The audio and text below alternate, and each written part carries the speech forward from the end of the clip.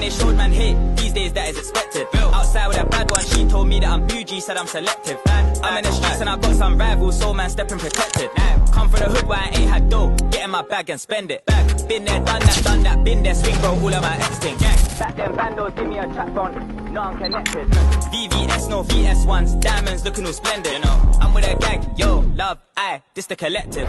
Hai, Assalamualaikum. Saya Marisa Dan saya Akro.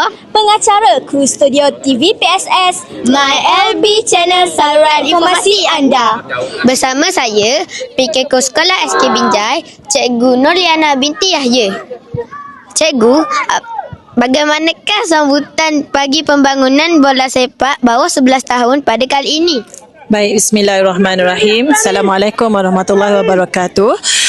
Pertamanya saya ingin mengucapkan terima kasih di atas kerjasama kepada semua pihak dan ucapan sekalung tahniah kepada PIBG SK Binjai selaku penganjur bersama pasukan tunas bola sepak SK Binjai, dan alhamdulillah dengan kerjasama yang hebat daripada sektor pembangunan murid PPD Kemaman, kita telah dapat menjalankan pembangunan bola sepak bawah 11 tahun pada kali ini.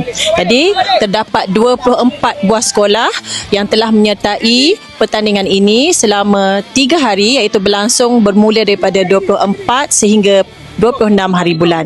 Tahniah diucapkan. Apakah harapan Encik Zul sempena penganjuran kejohanan pembangunan bola sepak pada tahun ini?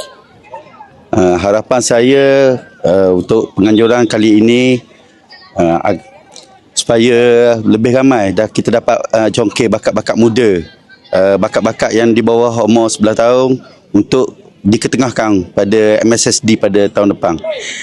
Saya berharap dengan kejohanan ini kita dapat melihat ramai bakat-bakat yang berpotensi untuk mewakili daerah Kemaman untuk MSSD tahun depan.